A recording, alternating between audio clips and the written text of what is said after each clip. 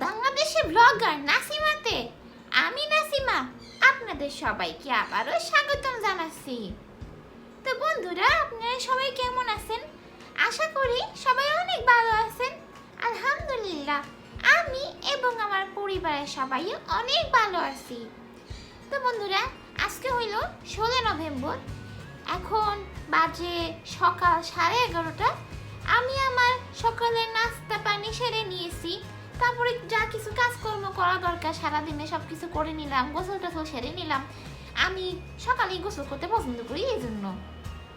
তারপরে আমি আমার আজকে ফ্রিজটা একটু গুছাচ্ছিলাম, আমার আম্মুর সাথে একটু হেল্প করছিলাম। তো আমি আমার ফ্রিজে 3 ফল পেলাম, যেটা কিনা আমি আরো 2-3 দিন আগে গুলশান মার্কেট গিয়ে কিনে এনেছিলাম। তো বন্ধুরা, 3 ফলের উপকারিতা সম্পর্কে তো বলে শেষ করা যাবে না।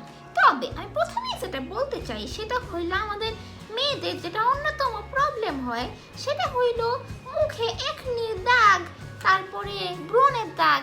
এগুলি 3 ফল এগুলির জন্য অনেক উপকার করে।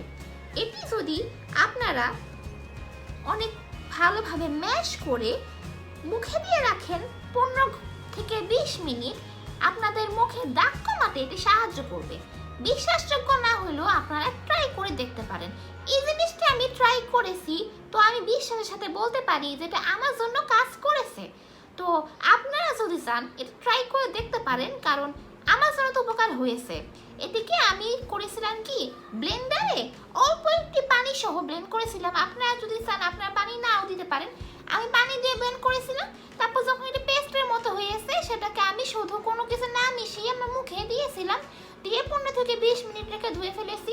এভাবেই আমি 7-8 দিন করেছি। আমি প্রতিদিনই এই জিনিসটা করেছি। তারপরে আমার স্কিনে যেরকম দাগ পড়েছিল কিছু একনির দাগ, সেই দাগগুলো চলে গিয়েছিল। আমার জন্য তো এটা ভালো কাজ করেছে। তো আপনারা যদি চান আপনারা এভাবে করে ট্রাই করে দেখতে পারেন। যদি আপনাদের স্কিনের প্রবলেম থাকে, আপনাদের বাসায় যদি এরকম 3 ফল থাকে, তাহলে আপনারা এইভাবে করে দেখতে পারেন।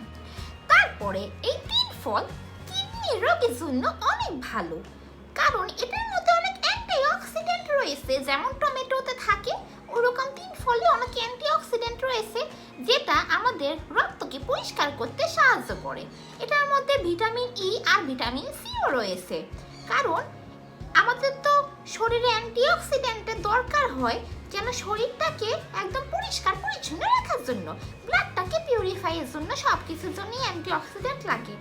আর সব কিছুতে মানে রিসার্চে দেখা গেছে যে এই 3 ফলে, মানে আঞ্জির বা ডুমুর যাই বলেন, এই ডুমুর ফলে অনেক অ্যান্টিঅক্সিডেন্ট রয়েছে, যেটা কিনা আমাদের শরীর সুস্থ রাখতে অনেক সাহায্য করে। এই 3 ফল আমাদের হাড়কেও অনেক শক্ত করে, যেন আমাদের হাড়ে অনেক শক্তি দেয়।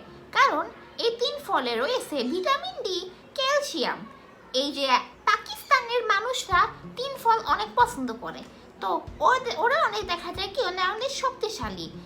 এই আপনারা যদি প্রতিদিন একটা করেও 3 ফল খান, যেরকম ধরেন এই 1 পিস করেও 3 ফল খান, তাহলে শরীরের প্রতিদিন যে ক্যালসিয়ামের প্রয়োজন হয় না, একটা করে খেলেই 3% ক্যালসিয়ামের চাহিদা পূরণ হয়ে যায়। এই জন্য এটা শরীরের হাড়ের জন্য অনেক ভালো।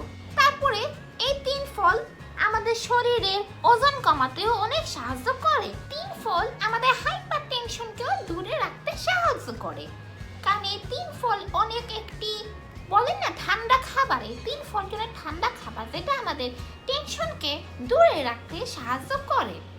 তারপরে এটার মধ্যে তো সোডিয়াম কম রয়েছে। আমরা জানি যে সোডিয়াম শরীরকে একটু গরম করে, তো সোডিয়াম কম আছে বলেই এটার মধ্যে অনেক ঠান্ডা একটা খাবার বলা যায়। এটা আপনাদের টেনশন থেকেও দূরে রাখবে। আমাদের যখন ঠান্ডা লাগে, যখন গলা ভেঙে যায়, যখন কাশি হয়, তখন আমরা যদি অন্য কিছু না পাই, তখন আমরা এই 3 ফলও খাইতে পারি। 3 ফল ঠান্ডা কমাইতেও সাহায্য করে। যখন গলায় ব্যথা থাকে, তখন যদি একটা 3 ফল খেয়ে নেওয়া যায়, তাহলে এটা অনেক ভালো। এটা যদি আপনারা চান, তাহলে ওই যে ড্রাই করে না, রোদে শুকিয়ে ড্রাই করে নিতে পারেন।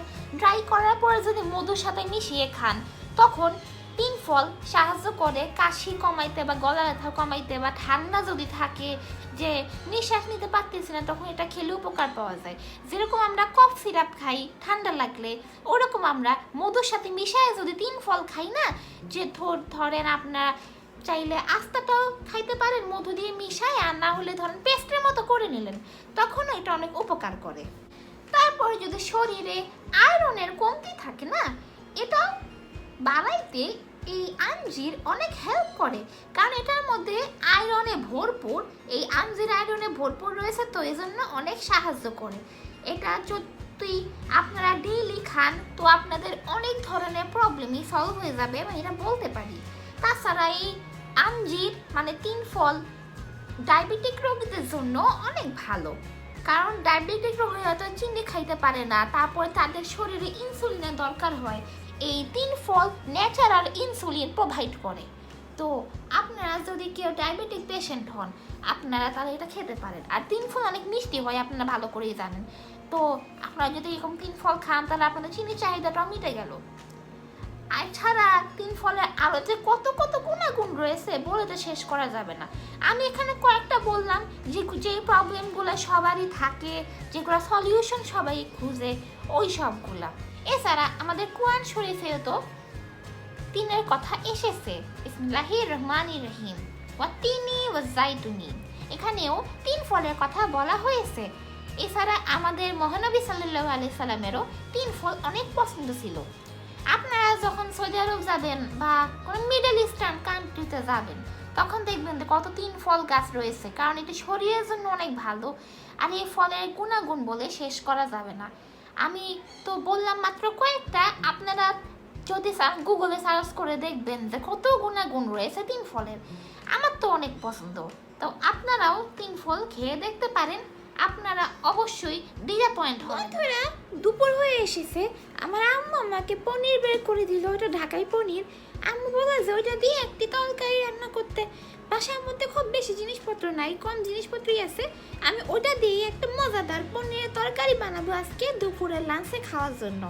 এটা কোনো ইন্ডিয়ান স্টাইল বা অন্য কোনো স্টাইলের খাবার না, এটা একদম আমারই স্টাইলের, একদম কম জিনিসপত্র দিয়ে যেমন করে একটু মজাদার তরকারি বানানো যায় আর কি। তো আমি ওই স্টাইলে একটি এখন তরকারি রান্না করব, তরকারি রান্না করে আপনাদেরকে দেখাবো। আপনারা চাইলে রেসিপিটি দেখে নিতে পারেন, এটা খুবই ইজি একটি রেসিপি, যে কোনো কি বাসায় বানিয়ে দিতে পারবে, শুধু পনির থাকলেই হবে, আর বাকি জিনিসগুলো সবসময় আপনাদের কাছে অ্যাভেলেবেল থাকি। তো চলুন রেসিপিটা দেখা নেওয়া যাক। আপনাদের কাছে যদি এরকম রেসিপি ভালো লাগে তো আমাকে বলবেন, আর এই টাইপের রেসিপি আরও দেখতে চাইলেও আমাকে কমেন্ট করে জানাবেন। তো চলুন আমরা এখন রেসিপিটা দেখি, কি কি লাগবে আর কিভাবে বানিয়েছি আমি সব আমার ভিডিওতে বলে দিব। তো বন্ধুরা, আমি প্রথমে পনিরগুলোকে ছোট ছোট করে কেটে নিছি। এগুলা তেমন কোনো স্পেশাল পনির না, এগুলো ঢাকাই পনির। আমার রেসিপিটা এরকম, যেটা ঢাকাই পনির দিয়ে বানায়। তো এবারে আমি আমার তাওয়াতে পেঁয়াজ ভেজে নিচ্ছি। পেঁয়াজটাকে খুব লাল লাল করে ভাজবো না, যেন আধা ভাজা হয়, এরকম একদম শক্ত করে ভাজা যাবে না। এর মধ্যে আমি এখন দিয়ে দিলাম জিরা। এখানে আমি আস্ত জিরা দিয়েছি, আপনারা চাইলে জিরা গুঁড়া দিতে পারেন, তবে আস্ত গুঁড়া দিলে ফ্লেভারটা ভালো আসে।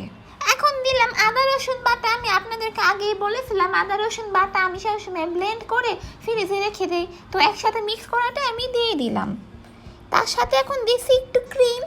আমার কাছে বেশি ক্রিম ছিল না, তবে এতটুকু ক্রিম আমি যতটুকু বানাবো অতটুকুর জন্য ইনাফ, এজন্য আমি ক্রিমটা বেশি দিই নাই। বেশি দিলে আবার একটু বেশি ফ্যাট হয়ে যায়, এজন্য আমি কম ক্রিম দিয়েছি।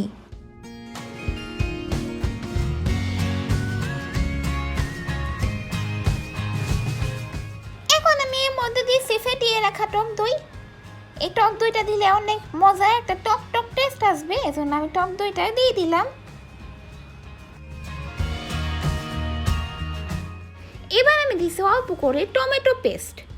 টমেটো পেস্ট আপনারা আপনাদের ইচ্ছা মতো দিবেন, এটা তো আসে যায় না। তারপর দিলাম আমি হলুদ গুঁড়া।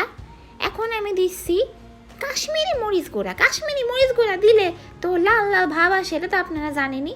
এখন সব কিছু দেওয়ার পরে আমি ভালো করে সব মশলাগুলো মাখিয়ে নিচ্ছি, একদম ভালো করে নেড়ে চেড়ে নিব।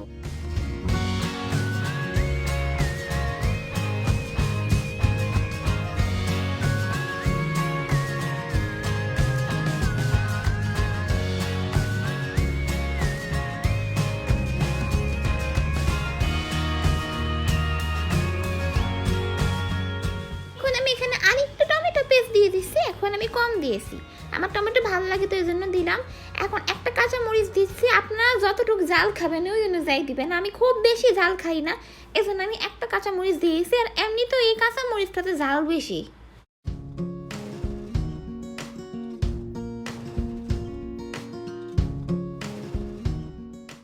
এবারে আমি দিচ্ছি আধা কাপের চেয়ে কিছু বেশি কোকোনাট মিল্ক, সেটা হলো নারকেলের দুধ।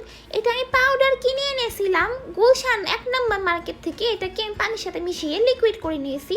আপনারা চাইলে একদম লিকুইডটা যেটা কিনতে পাওয়া যাবে আপনারা বানিয়ে নিতে চাইলে বানিয়ে নিতে পারেন, ওভাবে ইউজ করতে পারেন, ওটা আসে যায় না আপনারা যেমনি খাবেন। পুয়ারে বানানো মশলা 1 মিনিটের মতো টাইম কষিয়ে নিব, কিছুই না এমনি রেখে দিব আর কি 1 মিনিট। এখানে 1 চামচ পরিমাণ ঘি দিচ্ছি, আপনারা দেখতে পাচ্ছেন এটা পুরাই দেশি এই ঘিটার নাম।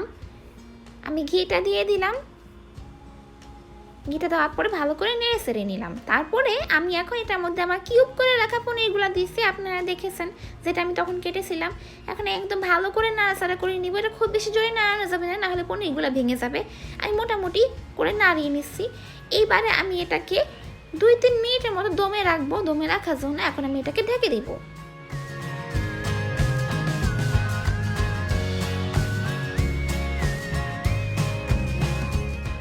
2 মিনিট দমে রাখার পরে তৈরি হয়ে গেল আমার মজাদার পনিরের তরকারি। আপনারা দেখতে পাচ্ছেন দেখতে কি সুন্দর লাগতেছে। আপনারা চাইলে রেসিপিটি ট্রাই করতে পারেন, আর ট্রাই করার পর আমাকে অবশ্যই জানাবেন আপনাদের কেমন লাগলো। বন্ধুরা, দুপুরে খাওয়া দাওয়া শেষ করে আমি একটু বের হয়ে গেছি শপিং করার জন্য। আমি যাচ্ছি, আমি একটা শপিং মলে এসেছি, দেখি তো আপনারা বলতে পারেন কিনা এটা কোন শপিং মল। আমি নাম বলবো না কিন্তু।